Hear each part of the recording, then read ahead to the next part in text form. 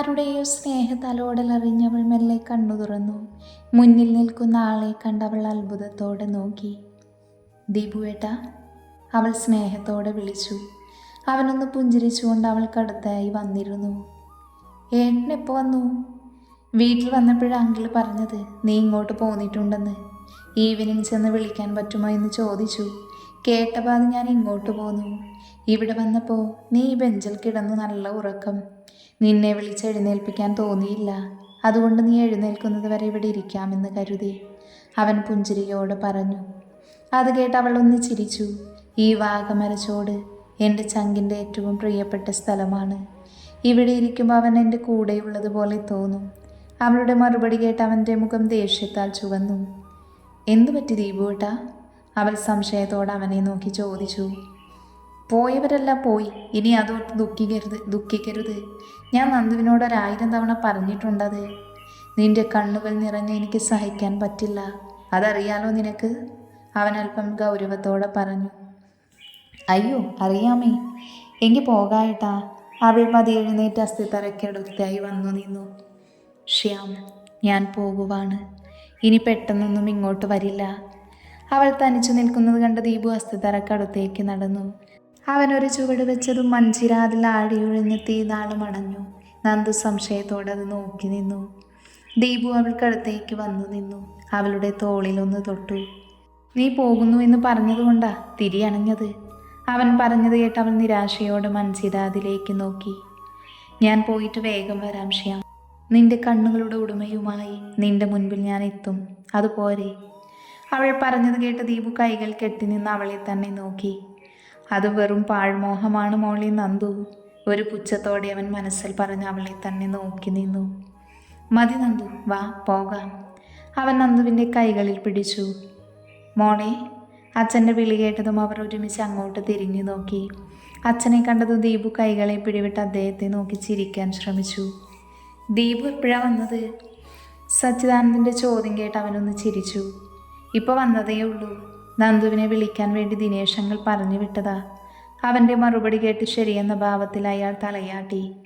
കുറച്ചു നേരത്തെ സംസാരത്തിനൊടുവിൽ അവർ വീട്ടിലേക്ക് തിരിച്ചു. പകയേറിയുന്ന കണ്ണുകളോടെ സച്ചിദാനന്ദ കാഴ്ച നോക്കി നിന്നു. അവരുടെ കാർ അകന്നത് കണ്ട് അയാൾ അസ്ഥിത്തറയ്ക്കടുത്തായി വന്നിരുന്നു. അതിലെ തിരികൾ വീണ്ടും കൊളുത്തി. അവൾക്ക് കാവലായി നീ ഉണ്ടാകുമെന്ന് അച്ഛനറിയാം. തോറ്റു കൊടുക്കരുത്. പോരാടാൻ അശ്വിൻ മോൻ ഉണ്ടെന്നതാണ് അച്ഛൻ്റെ സമാധാനം, അയാൾ ഒരു പുഞ്ചിരിയോടെ പറഞ്ഞു. ആ തിരുനാളങ്ങളെ കണ്ണെടുക്കാതെ നോക്കി നിന്നു. രാത്രി ബാൽക്കണിയിൽ നോക്കി നിൽക്കുന്ന നന്ദുവിൻ്റെ അടുത്തേക്ക് ദിനേശ് വന്നു. എന്താണ് നന്ദൂട്ടി ഇത്രയധികം ചിന്തിക്കാൻ? ദിനേശിൻ്റെ ചോദ്യം കേട്ട് അവളൊന്ന് ചിരിച്ചു. അച്ഛൻ കേട്ടിട്ടില്ലേ, ഈ പ്രായത്തിൽ പെൺകുട്ടികൾക്ക് ചിന്ത അല്പം കൂടുതലായിരിക്കുമെന്ന്. ഈ കാറ്റിന് പോലും വല്ലാത്ത പ്രണയത്തിൻ്റെ ഗന്ധമാണല്ലോ നന്ദു. അയാൾ ചുറ്റും നോക്കി മെല്ലെ ശ്വാസം വലിച്ചെടുത്തുകൊണ്ടൊരു കള്ളച്ചിരിയോടെ പറഞ്ഞു. അതെന്താ അങ്ങനെ പറഞ്ഞത് അച്ഛൻ? ആ, ഈ പ്രണയം തോന്നിക്കഴിഞ്ഞാൽ ഇങ്ങനെ ഒറ്റയ്ക്കിരുന്ന് അയവിറക്കുന്ന പതിവായിരിക്കും, അതുകൊണ്ട് പറഞ്ഞതാ. അച്ഛ, എന്തിനാ ചുമ്മാ കളിയാക്കുന്നേ?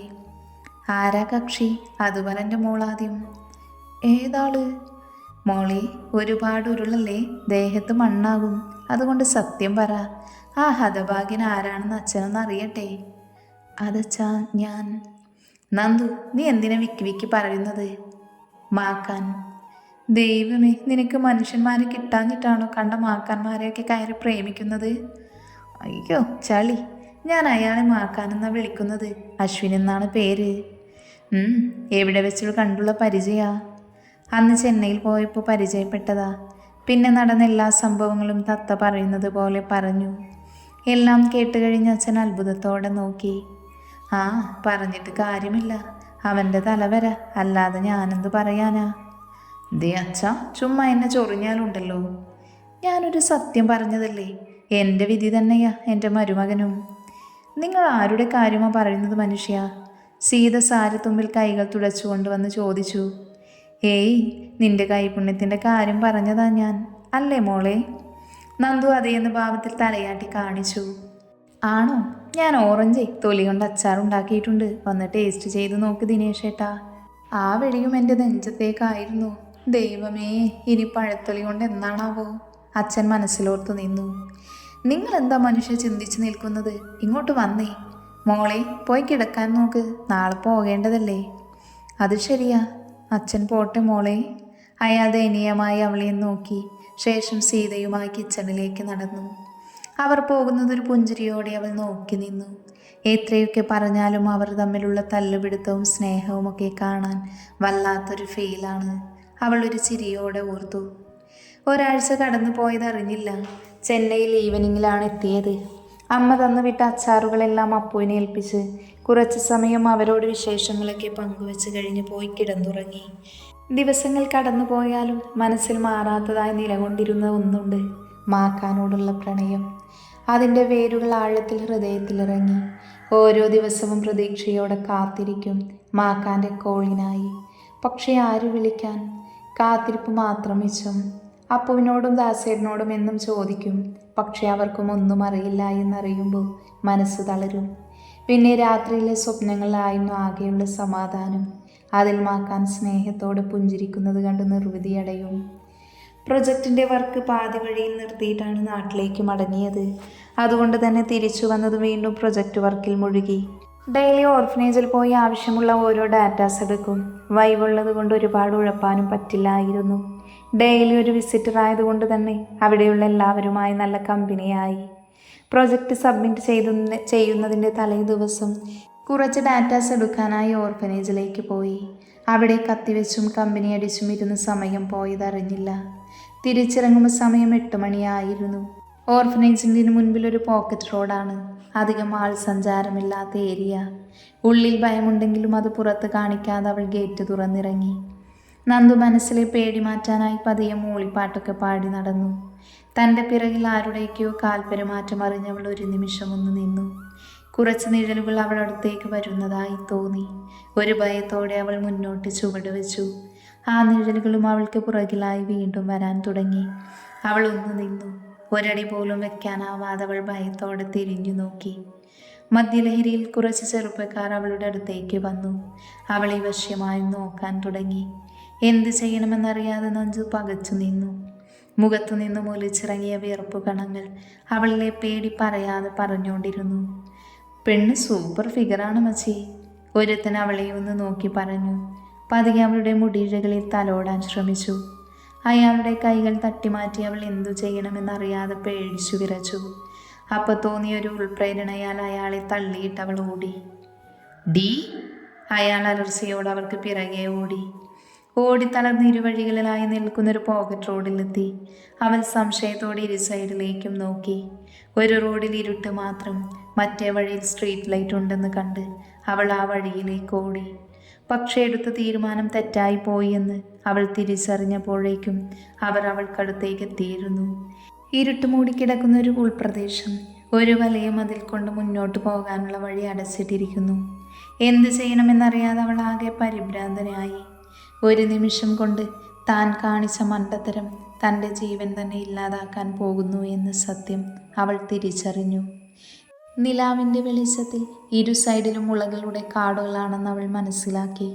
രക്ഷപ്പെടാൻ ഒരു വഴിയുമില്ല എന്ന സത്യം അവളുടെ മനസ്സിനെ ആകെ തളർത്തി. കണ്ണുനീരോട് അവൾ ഇരു സൈഡിലേക്ക് മാറി മാറി നോക്കിക്കൊണ്ടിരുന്നു. കൂട്ടത്തിലുള്ള ഒരുത്തൻ അവൾ അടുത്തേക്ക് വന്നു. അവളെ വശ്യമായ ഒരു ചിരിയോടെ നോക്കിക്കൊണ്ടിരുന്നു. മച്ചി, അപ്പോൾ സ്റ്റാർട്ട് പണ്ണലാമാ? അവനൊരു ചിരിയോടെ ബാക്കിയുള്ളവരെ നോക്കി പറഞ്ഞു. നീ എന്നടി നനച്ച് എങ്കിട്ടെന്ന് ഉനക്ക് തപ്പിക്ക മുടിയാതടി. അയാൾ അവളുടെ മുടിക്ക് കുത്തിപ്പിടിച്ചുകൊണ്ട് പറഞ്ഞു. വേദനയോടെ അവൾ അയാളുടെ കയ്യിൽ പിടിച്ചു മാറ്റാൻ ശ്രമിച്ചു. അത് കണ്ട് ബാക്കിയുള്ളവർ ചിരിക്കാൻ തുടങ്ങി. പെട്ടെന്നാണ് ഒരു വിസിലടിക്കുന്ന ശബ്ദം കേട്ട് അവരെല്ലാവരും തിരിഞ്ഞു നോക്കി. ഇരുട്ടിൽ നിന്നും ഒരു രൂപം പതിയെ വെളിച്ചത്തിലേക്ക് നടന്നെടുക്കുന്നത് അതിശയത്തോടെ അവർ നോക്കി നിന്നു. കാറ്റിൻ്റെ ശക്തിയിൽ ഇളകിയാടുന്ന മുളം തണ്ടുകളുടെ മർമ്മര ശബ്ദം അവിടമാകെ പരന്നു. മത്തുവിൻ്റെ മുടിയിലുള്ള പിടിവിട്ട അയാൾ മുന്നിലേക്ക് കയറി നിന്നു. ആരാണെന്ന് മനസ്സിലാകാതെ കരഞ്ഞു കലങ്ങിയ കണ്ണുമായി അവളും അയാളെ നോക്കി. മുന്നിലായി വന്നു നിന്ന ആ രൂപത്തിനുടമ തൻ്റെ തലയിലെ ക്യാപ്പെടുത്തു മാറ്റി.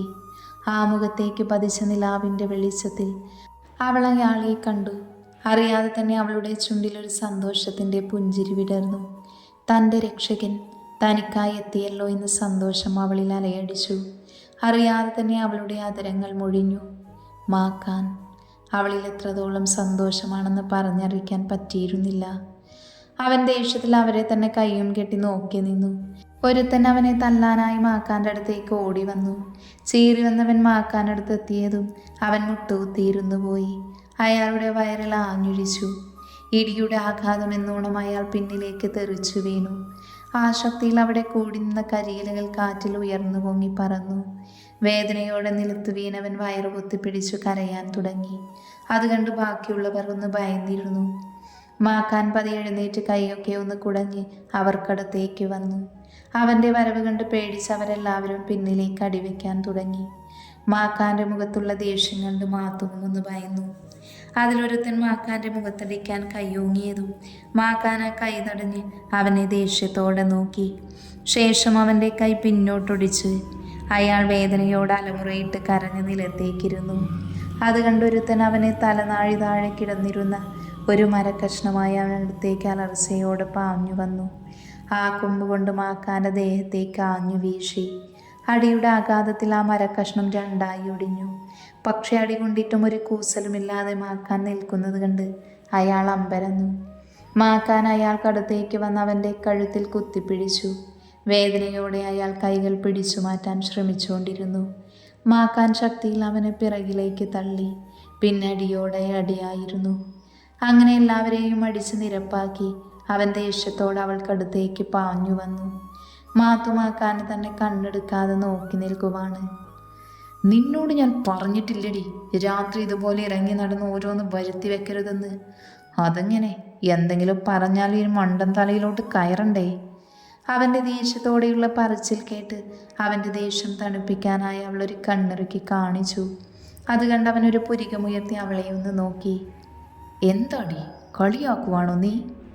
അല്ല, ഒരു ചിരിയോടെ പറഞ്ഞു ഉള്ളിൽ അലയടിക്കുന്ന സ്നേഹത്തോടെ അവനെ കെട്ടിപ്പിടിച്ചു. പ്രതീക്ഷിക്കാതെയുള്ള നീക്കമായതിനാൽ അവൻ ആദ്യമൊന്ന് പതറി. പതിയൊരു ചിരിയോട് അവളുടെ തലയിൽ തലോടിക്കൊണ്ടിരുന്നു. ഡി. ഒരലർച്ച കേട്ട് മാത്തു സ്വപ്നത്തിൽ നിന്നും ഞെട്ടി ഉണർന്നു. നീ എന്ത് നോക്കി നിൽക്കുക? വരുന്നെങ്കിൽ വരാൻ നോക്ക്. ചുമ്മാ എൻ്റെ സമയം കളയാൻ ഓരോന്നിറങ്ങിക്കോളും, അവൻ ദേഷ്യത്തോടെ പറഞ്ഞു. അപ്പം ഇപ്പം കണ്ടതൊക്കെ വെറും സ്വപ്നം മാത്രമായിരുന്നു. പതിയെ ചുറ്റും നോക്കി. എല്ലാവരെയും അടിച്ചവശനാക്കിയിട്ട് അല്ലാതൊന്നും നടന്നില്ല. വെറുതെ എന്തൊക്കെയോ ആഗ്രഹിച്ചു കൂട്ടി. അല്ലെങ്കിലും നമുക്ക് ആട്ടുംതുപ്പ് മാത്രമേ വിധിച്ചിട്ടുള്ളൂ, അവൾ മനസ്സിൽ പറഞ്ഞു. പതിയെ മാക്കാനടുത്തേക്ക് വന്നു. ഇനി എന്ത് എന്ന ഭാവത്തിൽ അവനെ തന്നെ നോക്കി നിന്നു. എന്നെ വിഴിച്ചു നോക്കിയിട്ട് കാര്യമില്ല, ബുള്ളറ്റ് ആ വഴിയില്ല. ഈ വഴി പാസ് ചെയ്താലേ ഒരു ശബ്ദം കേട്ട് അതുകൊണ്ട് വന്നു നോക്കിയതാ, അവൻ ഗൗരവത്തോടെ പറഞ്ഞു മുന്നോട്ട് നടന്നു. ഇപ്പോൾ വന്നതുകൊണ്ട് എന്നെ ജീവനോട് കെട്ടി. കുറച്ച് ലേറ്റായിരുന്നെങ്കിൽ നാളത്തെ പത്രത്തിൻ്റെ ഫ്രണ്ട് പേജിൽ ചിരിച്ചിരുന്നേനെ. എന്നാലും കുടുകുടു വണ്ടിയിൽ വന്നിട്ട് ഞാൻ എന്താ ശബ്ദം കേൾക്കാതിരുന്നത്, അവൾ മനസ്സിലോർത്തു. പതിയെ അവൻ്റെ പിറകെ നടന്നു. അവനോടൊപ്പമുള്ള നടപ്പിൽ അവളുടെ കണ്ണുകൾ തൻ്റെ പ്രിയപ്പെട്ടവനെ തേടിപ്പോയിക്കൊണ്ടിരുന്നു. സത്യങ്ങൾ അറിഞ്ഞതിനു ശേഷം മാക്കാനെ ഒരു നോക്ക് കാണാൻ എന്തോരം കൊതിച്ചതാണ് തൻ്റെ മനസ്സ്. എന്നാലും തൻ്റെ കാത്തിരിപ്പുകൾക്കൊരർത്ഥമുണ്ടായല്ലോ എന്ന സത്യം അവളെ സന്തോഷത്തിലാഴ്ത്തി. ബുള്ളറ്റിനടുത്തെത്തിയതും അവൻ തിരിഞ്ഞു നോക്കി. അവൾ പ്രതീക്ഷയോട് അവൻ പറയാൻ പോകുന്നത് കേൾക്കാൻ കാതോർത്തു. അവൻ്റെ നോട്ടം കണ്ടതും അവളുടെ ഹൃദയമിടിപ്പുയരാൻ തുടങ്ങി. അവൻ കണ്ണെടുക്കാതെ അവളെ തന്നെ നോക്കി നിന്നു. അവർ പരസ്പരം മിഴികളിലൂടെ 1000 കാര്യങ്ങൾ കൈമാറി. എന്തോർത്ത പോലെ അവൻ മെല്ലെ നോട്ടം മറ്റൊരിടത്തേക്ക് മാറ്റി. മിസ് അവന്തിക, എൻ്റെ കൂടെ വരാൻ താല്പര്യമുണ്ടെങ്കിൽ വരാം, അല്പം ഗൗരവത്തോടെ പറഞ്ഞവൻ ബുള്ളറ്റിലേക്ക് കയറി. ആ വിളി അവൾ ഒട്ടും പ്രതീക്ഷിച്ചിരുന്നില്ല. തന്നെ കാണുമ്പോൾ മാത്തു എന്ന് വിളിച്ച് സ്നേഹത്തോടെ തനിക്കടുത്തേക്ക് വരുന്ന മാക്കാനെയായിരുന്നു അവൾ പ്രതീക്ഷിച്ചത്. എന്നാൽ അതിന് വിപരീതമായി നടന്നതിൻ്റെ ഷോക്കിൽ അവളൊന്ന് ചിന്തിച്ചു നിന്നു. എന്ത് നോക്കി നിൽക്കുക? നിനക്ക് ദിവാസ്വപ്നം കാണണമെങ്കിൽ കണ്ടോ, ഞാൻ പോകുക. അവൻ ബുള്ളറ്റ് സ്റ്റാർട്ട് ചെയ്യാനൊരുങ്ങി. അയ്യോ, ഞാനുണ്ട്, പറഞ്ഞു കഴിഞ്ഞവൾ ബുള്ളറ്റിൽ കയറാനൊരുങ്ങി. അവൾക്ക് ഒടുക്കത്തെ ഹൈറ്റ് ആയതുകൊണ്ട് കയറാൻ പ്രയാസപ്പെട്ടു. നീ എന്ത് കോപ്രായമാണ് കാണിക്കുന്നത്? മര്യാദയ്ക്ക് എൻ്റെ തോളിൽ പിടിച്ച് കയറടി. അത് കേട്ട് ശരിയെന്ന ഭാവത്തിൽ ഒന്ന് തലകുലുക്കി കാണിച്ചവൾ മാക്കാൻ്റെ തോളിൽ പിടിച്ച് മെല്ലെ ബുള്ളറ്റിൽ കയറി. അവനോട് ചേർന്നിരിക്കാനുള്ള ആഗ്രഹത്തോടെ പതിയെ അവനടുത്തേക്ക് നീങ്ങിയിരുന്നു. അതെ, ആവശ്യത്തിന് സ്ഥലമുണ്ട്, അല്പം നീങ്ങിയിരുന്നോളണം, പറഞ്ഞില്ലെന്ന് വേണ്ട. അവൻ്റെ ദേഷ്യത്തോടെയുള്ള മുഖം കണ്ടവൾ വേഗം ബാക്കിലേക്ക് നീങ്ങിയിരുന്നു. എന്ത് മനുഷ്യനാ ഇങ്ങേര്, എത്ര നാളുകൂടി കണ്ടതാ, എന്നിട്ട് പറയുന്നത് കേട്ടില്ലേ നീങ്ങിയിരിക്കാൻ. അല്ലെങ്കിലും ആരടച്ചാൻ പോകുന്നു ഇയാളെ. അവളൊരു പുച്ഛത്തോടെ പറഞ്ഞ മുഖം തിരിച്ചു. ദൈവമേ, പോകുന്ന വഴി മുഴുവൻ ഗട്ടറായിരിക്കണേ, അവൾ മനസ്സിൽ പ്രാർത്ഥിച്ചു. അത് കേട്ട് അവനൊന്ന് ചിരിച്ചു. ആ നറുപുഞ്ചിരിയിൽ അവൻ്റെ മുഖത്ത് വിരിഞ്ഞ നുണക്കുഴികൾ അവൻ്റെ ഭംഗി ഇരട്ടിയാക്കി. പതിയെ ബുള്ളറ്റ് സ്റ്റാർട്ട് ചെയ്ത് അവർ നീങ്ങിയിരുന്നു. ഇത്രയും ഇഴി നടന്നിട്ടും എന്ത് കൂളായാണ് മാക്കാൻ നിൽക്കുന്നത്.